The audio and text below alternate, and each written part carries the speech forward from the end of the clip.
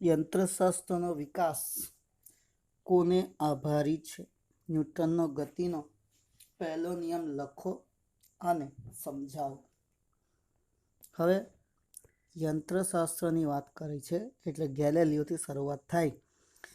ગેલિલિયોએ કરેલા પ્રાયોગિક અવલોકનો પરથી શરૂ કરીને યંત્રશાસ્ત્રના પાયાના 3 નિયમો ન્યૂટને આપ્યા, જે ન્યૂટનના નિયમો તરીકે ઓળખાયા, જે યંત્રશાસ્ત્રના વિકાસને આભારી છે.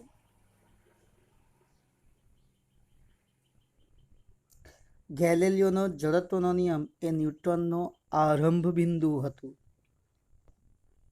ન્યૂટને ગતિના પહેલા નિયમને નીચે મુજબ રજૂ કર્યો હતો. દરેક પદાર્થ તેની સ્થિર અવસ્થા અથવા નિયમિત સુરેખ ગતિની અવસ્થા જાળવી રાખે છે, સિવાય કે કોઈ બાહ્ય બળ તેને કંઈક કરવાની ફરજ પાડે. પદાર્થની સ્થિર અવસ્થા અથવા નિયમિત સુરેખ ગતિની અવસ્થા બંને શૂન્ય પ્રવેગ દર્શાવે છે, કેમ કે સ્થિર હશે ત્યારે v1 અને v2 બંને 0 છે, અને અચળ વેગ હશે તો બી v1 અને v2 ઇક્વલ ટુ 0. તો પ્રવેગ ક્યારે પેદા થાય? v2 માઇનસ v1, બરાબર. તો અહીંયા તો 0 થાય બંને કન્ડિશનમાં, એટલે આ પ્રવેગ શૂન્ય દર્શાવે છે. ન્યૂટનનો ગતિનો પહેલો નિયમ સરળ ભાષામાં નીચે મુજબ બી લખી શકાય છે કે જો પદાર્થ પર ચોખ્ખું બાહ્ય બળ શૂન્ય હોય તો તેનો પ્રવેગ શૂન્ય હોય છે. જો પદાર્થ પર ચોખ્ખું બાહ્ય બળ લાગતું હોય તો જ તેનો પ્રવેગ અશૂન્ય હોય છે. આ ન્યૂટનનો ગતિનો પહેલો નિયમ એ જડત્વનો નિયમ જ છે. આ નિયમ પરથી બળની વ્યાખ્યા નીચે મુજબ મળે છે. જે ભૌતિક રાશિને કારણે સ્થિર પદાર્થ ગતિમાં આવે અને ગતિ કરતા પદાર્થના વેગમાં ફેરફાર થાય તે રાશિને બળ કહે છે. ટૂંકમાં, જે ભૌતિક રાશિની અસર હેઠળ પદાર્થમાં પ્રવેગ ઉદ્ભવે તેને બળ કહે છે. જે રાશિને કારણે પદાર્થમાં પ્રવેગ પેદા થાય તે રાશિને બળ કહે છે. ન્યૂટનના ગતિના પહેલા નિયમ પરથી બળનું મૂલ્ય જાણી શકાતું નથી, તે તેની મર્યાદા છે. આમ ન્યૂટનનો ગતિનો પહેલો નિયમ એ બળની વ્યાખ્યા આપે છે. પૃથ્વી પર કોઈ પદાર્થ સ્થિર હોય કે નિયમિત સુરેખ ગતિ કરતું હોય તો તેના પર કોઈ બળ લાગતો નથી તેમ સાથી કહી ન શકાય. મિત્રો, ગુરુત્વાકર્ષણ દરેક સ્થળે છે, તેથી સ્થિર અથવા નિયમિત ગતિ કરતા પદાર્થ પર ગુરુત્વાકર્ષણ બળ લાગે જ છે. ગતિમાં રહેલા પદાર્થો ઘર્ષણ બળ, શ્યાનતા બળ જેવા અન્ય બળો અનુભવે છે. તેથી પૃથ્વી પર પદાર્થ સ્થિર છે કે નિયમિત સુરેખ ગતિમાં છે તો તે તેટલા માટે નહીં કે તેના પર કોઈ બળો લાગતા નથી, પણ એટલા માટે કે તેની પર લાગતા જુદા જુદા બળોની અસર નાબૂદ થાય છે, એટલે કે પરિણામી બળ શૂન્ય મળે છે. આમ આ ઉપરાંત સમક્ષિતિજ સપાટી પર સ્થિર પડેલા પુસ્તક પર 2 બળો, બાહ્ય બળો લાગે છે. નંબર 1, પદાર્થનું વજન બળ, જેને આપણે mg કહીશું, તે નીચેની દિશામાં. બીજું લંબ બળ, જે ઉર્ધ્વ દિશામાં, જે આપણે આકૃતિમાં જોઈ શકીએ છીએ. આ આકૃતિની અંદર આપણે જોઈએ તો એક ટેબલ પર એક પુસ્તક પડ્યું છે.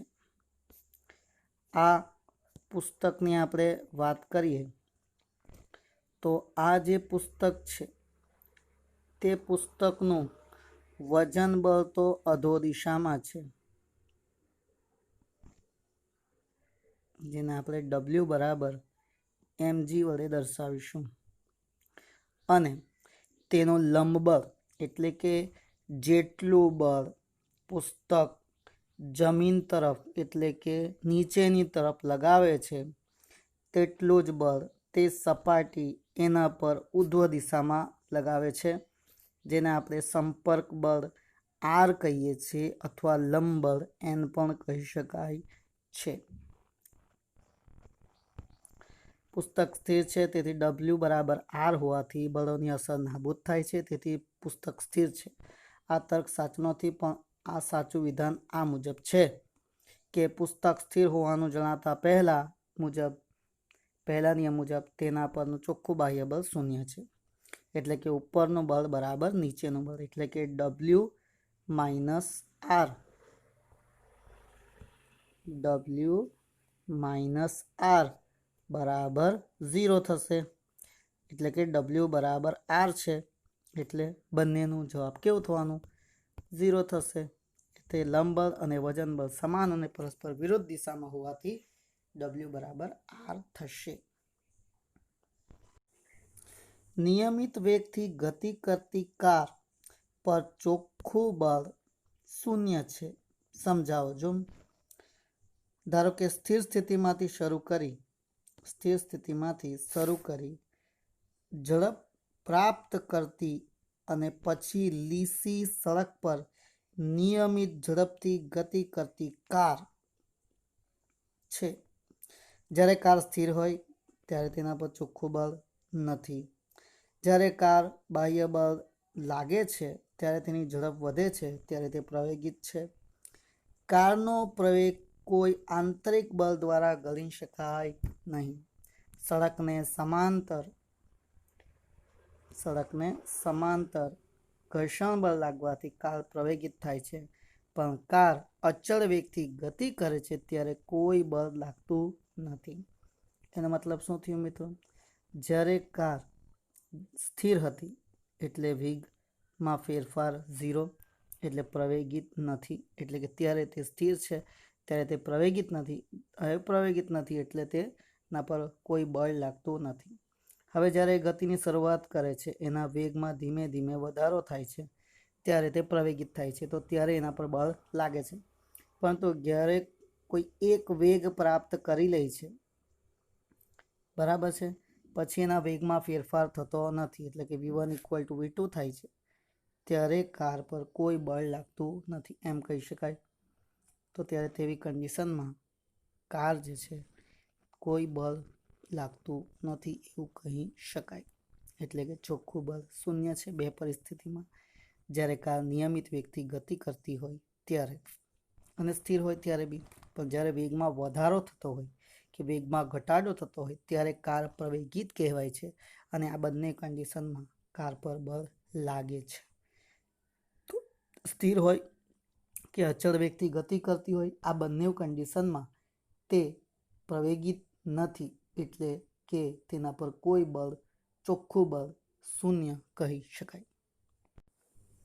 સ્થિર બસમાં આપણે ઊભા હોઈએ અને બસ એકાએક ગતિમાં આવે તો આપણે પાછળની તરફ સાથી ફેંકાઈ જઈએ છીએ.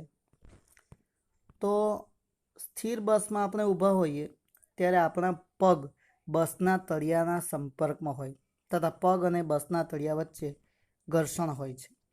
જ્યારે બસ એકાએક ચાલુ થાય છે ત્યારે આપણા પગ ઘર્ષણના કારણે બસની સાથે ગતિ કરે છે, ત્યારે શરીરનો પગ સિવાયનો ભાગ જડત્વના કારણે જ્યાં હોય ત્યાં જ રહી જાય છે. તેથી બસની સાપેક્ષે આપણે બસના પ્રવેગની દિશાને વિરોધમાં ધકેલાઈ જઈએ છીએ. આ એનો જવાબ છે કે આપણે જ્યારે બસની અંદર બેઠા છે, આપણે બસની અંદર છે અને આપણે ઊભા છે, તો આપણા પગ જે છે તે જમીન પર એટલે કે બસની સપાટી સાથે સંપર્કમાં છે. હવે જ્યારે બસ ગતિની શરૂઆત કરે એટલે અચાનકથી ચાલવા લાગે ત્યારે પગ તો ચાલવા માંગે છે, પરંતુ આપણું બાકીનું શરીર જે છે તે જડત્વને કારણે હલતું નથી, એટલે આપણે પાછળની તરફ આપણને ધક્કો લાગતો હોય છે. આવી જ કંઈક પરિસ્થિતિ જ્યારે ટ્રેનમાંથી આપણે ઉતરીએ છીએ ત્યારે આપણે થોડું ચાલવું પડે છે. કેમ કે અગર આપણે નહીં ચાલીએ તો આપણે ફેંકાઈ જઈએ. કેમ કે આપણી દિશા, પગની દિશા કઈ તરફ છે? ટ્રેનની ગતિની દિશામાં. અને આપણે ઉતરવાના છે આ તરફ. તો શું થવાનું? આપણને કારણે આપણે થોડું ચાલવું પડશે ટ્રેનની દિશામાં. તો જ આપણે, એટલે કે ઉતર્યા બાદ થોડું આપણે ગતિ કરવી પડશે. આ રીતે ત્યાં પણ જડત્વને કારણે આપણું જે છે પાછળની તરફ ધક્કો લાગતો હોય છે. આ એનું રીઝન છે. ખૂબ જ અગત્યની રાશિ છે રેખીય વેગમાન. મિત્રો, શબ્દ છે વેગમાન. તો પહેલે તો આ શબ્દમાં જ આનો સૂત્ર બી સમાયેલો છે. એને આપણે વચ્ચેથી ભાગ કરી દઈએ તો આની અંદર કોણ છે? વેગ અને દ્રવ્યમાન. એટલે કે વેગમાન P બરાબર mv થશે. એટલે કે રેખીય વેગમાન બરાબર પદાર્થના દળ અને વેગના ગુણાકારને રેખીય વેગમાન કહે છે. રેખીય વેગમાન બરાબર દળ ગુણ્યા વેગ, એટલે P = mv. હવે આપણે જાણીએ છીએ કે પદાર્થનો વેગ તે સ્પર્શકની દિશામાં હોય અને વેગમાન એ વેગની દિશામાં હોય છે. એટલે વેગમાન સદિશ રાશિ છે અને તેની દિશા વેગની દિશામાં છે. એકમ એમનો એકમ છે કેજી અને વેગનો એકમ છે મીટર પર સેકન્ડ. એટલે એનો એકમ થઈ ગયો કેજી ઇન્ટુ મીટર પર સેકન્ડ. તો કેજી ઇન્ટુ મીટર પર સેકન્ડ. અગર મારે એને ન્યૂટનમાં ફેરવવું હોય તો મારે શું કરવું પડશે? તો મારે 1 સેકન્ડ વડે ગુણવાનું અને 1 સેકન્ડ વડે ભાગવાનું. તો સેકન્ડ સ્ક્વેર થશે તો આના પરથી આપણું બની ગયું ન્યૂટન. એટલે ન્યૂટન ઇન્ટુ સેકન્ડ એ એનો એકમ બનશે. પારિમાણિક સૂત્ર શું બનશે? m1 L1 T-1 બનશે. તે આપણે ધ્યાન રાખશું. વધુમાં એનો CGS એકમ છે ગ્રામ ઇન્ટુ સેન્ટીમીટર પર સેકન્ડ. એને ડાઇન કહે છે. 1 ન્યૂટન અને ડાઇન વચ્ચે સંબંધ છે 10⁵ ડાઇન. એટલે મિત્રો શું કહીશું આપણે?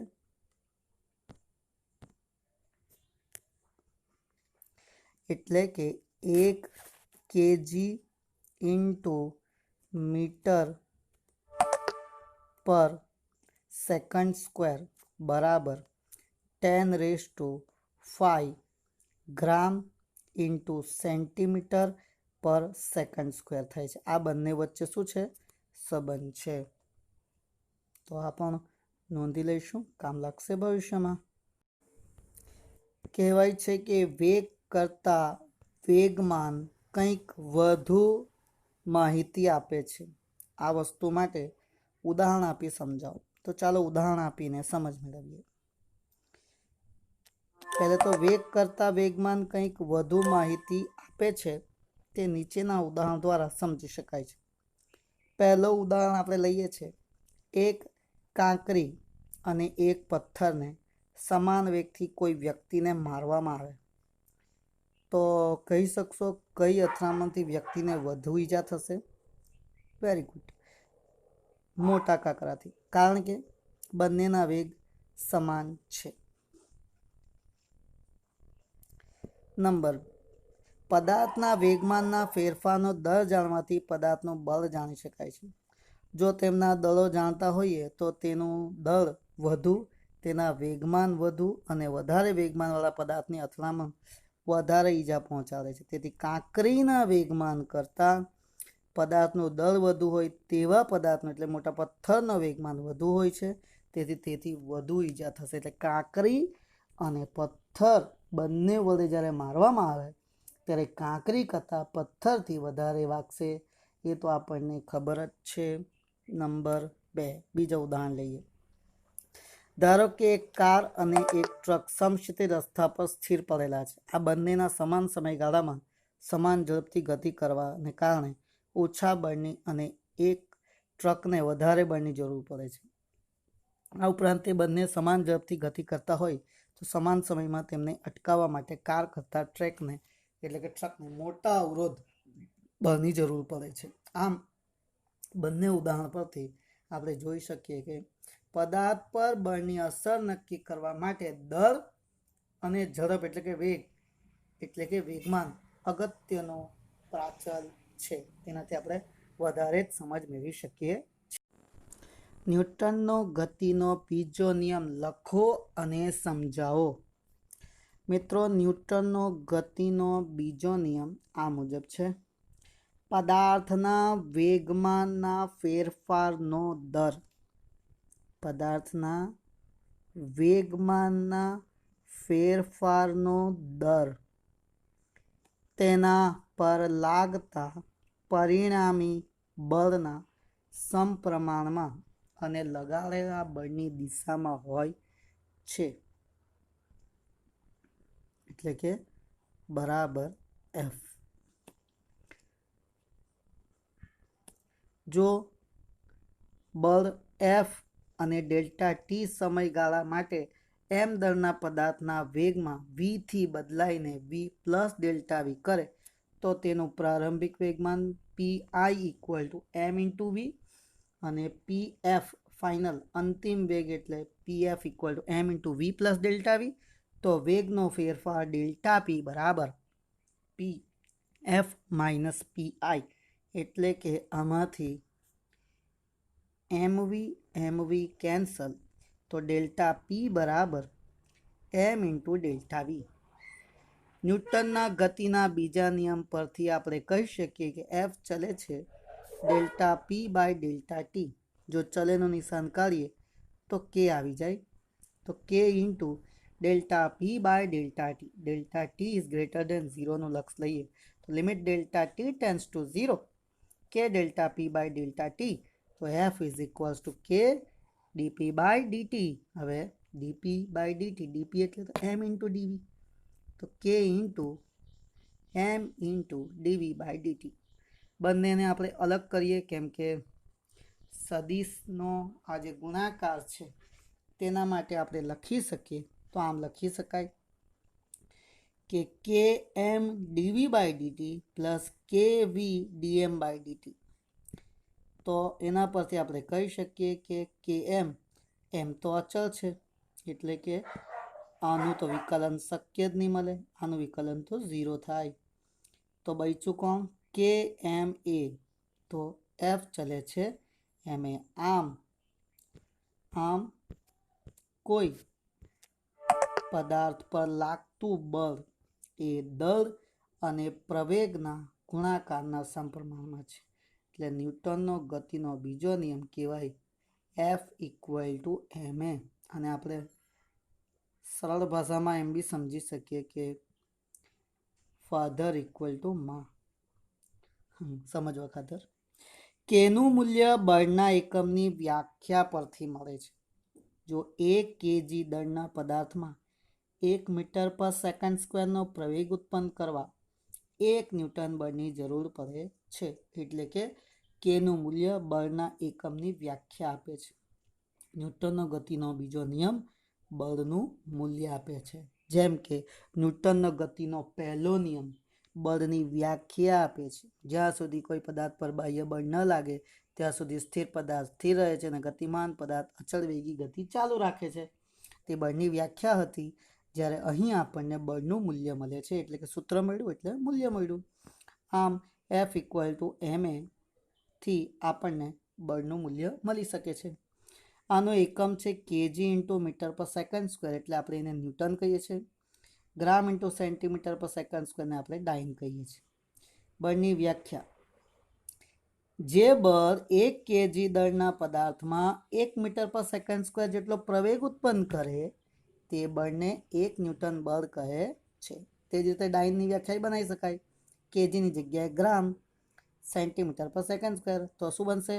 જે બળ 1 ગ્રામ પદાર્થમાં 1 સેન્ટીમીટર પર સેકન્ડ સ્ક્વેર જેટલો પ્રવેગ ઉત્પન્ન કરે છે તે બળને 1 ડાઇન કહી શકાય છે. નોંધી લો, બહુ સિમ્પલ છે, સમજ પડી ગઈ હશે બધાને.